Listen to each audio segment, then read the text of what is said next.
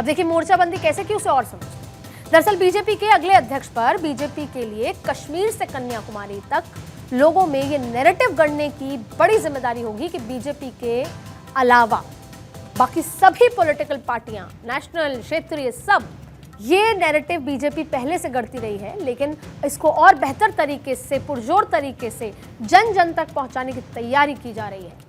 राज्यों में बीजेपी की लड़ाई जिन क्षेत्रीय पार्टियों से है, उन सब पर एक परिवारवाद का दबदबा है, या यूं कहें कि परिवार के बाहर इन पार्टियों का कोई वजूद नहीं। बिहार, जहां इस साल के अंत तक चुनाव होने हैं, वहां मुख्य विपक्षी पार्टी आरजेडी है। आरजेडी वहां लालू प्रसाद यादव के इर्द गिर्द घूमती है और अब उसकी कमान तेजस्वी यादव संभाल रहे हैं।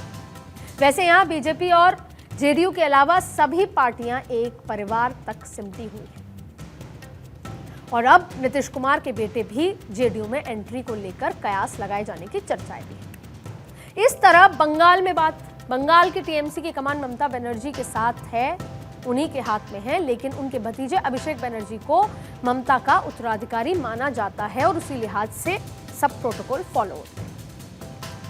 फिर यूपी में अखिलेश यादव, या फिर झारखंड में हेमंत सोरेन, या फिर तमिलनाडु में स्टालिन, या यूं कहें कि सभी अपनी अपनी पार्टी की कमान जो संभाल रहे हैं, लेकिन उनके पिता की विरासत पर सियासत वो कर रहे हैं। इतना ही नहीं, बिहार और बंगाल, इन दोनों राज्यों में घुसपैठ भी एक बड़ा मुद्दा है, तो बीजेपी यहां परिवारवाद के अलावा घुसपैठ का मुद्दा भी उठाएगी। एंटी नेशनलिस्ट या एंटी हिंदू होने का या प्रो मुस्लिम होने का, और अपना नैरेटिव लोगों तक मजबूती से पहुंचाएगी।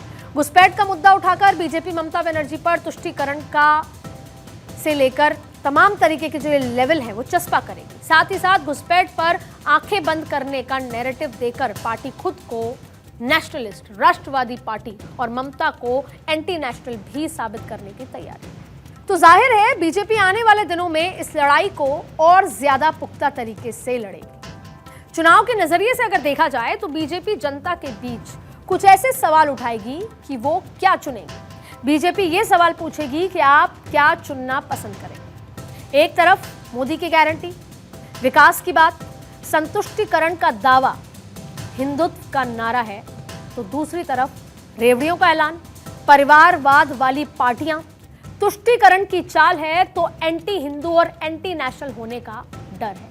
अब जाहिर है बीजेपी ये नैरेटिव सेट करना चाहती है कि आप काम के ऊपर या विकास के ऊपर किसको बेहतर मानते हैं, जनता किसको चुनना पसंद करेगी, और उसके लिए काम करने वाली पार्टियां या अपने और अपने परिवार को आगे बढ़ाने वाली पार्टियों को किसको चुनना पसंद करेगी। परिवारवाद के इसी हथियार के साथ बीजेपी जनता के बीच यही सवाल लेकर उतरती आपको नजर आने वाली है कि आपके लिए एक परिवारवादी बेहतर काम कर सकता है या वो जो राष्ट्र के लिए, राष्ट्र हित में फैसले लेता है।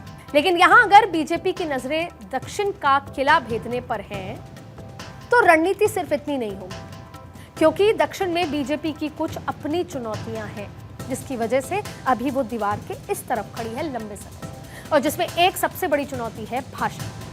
क्योंकि दक्षिण भारत के राज्यों में बीजेपी को ग्रास रूट पर पब्लिक से जुड़ना है, तो उसके लिए उसको पब्लिक की भाषा वाला नेता चाहिए जो उसको आसानी से अपनी बात समझा सके। बीजेपी क्या करना चाहती है, क्या सोचती है, आपके लिए क्या करेगी, वो बातों को आसानी से जनता तक पहुंचा सके। दूसरी ओर बड़ी समस्या ये है कि बड़े चेहरे की कमी है वहां पर। लोकल लीडरशिप बीजेपी के पास वहां नहीं, जिनकी बातें सुनकर वहां की जनता बीजेपी के साथ जुड़ सके या वोट दे सके। तीसरी समस्या यह है कि दक्षिण भारत में बीजेपी को हिंदी बेल्ट की पार्टी माना जाता है।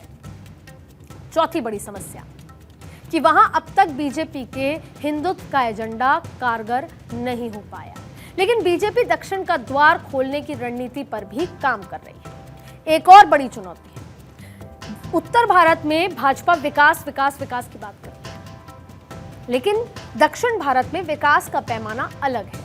दक्षिण भारत एडवांस्ड है, वहां आईटी, एजुकेशन एडवांस्ड है।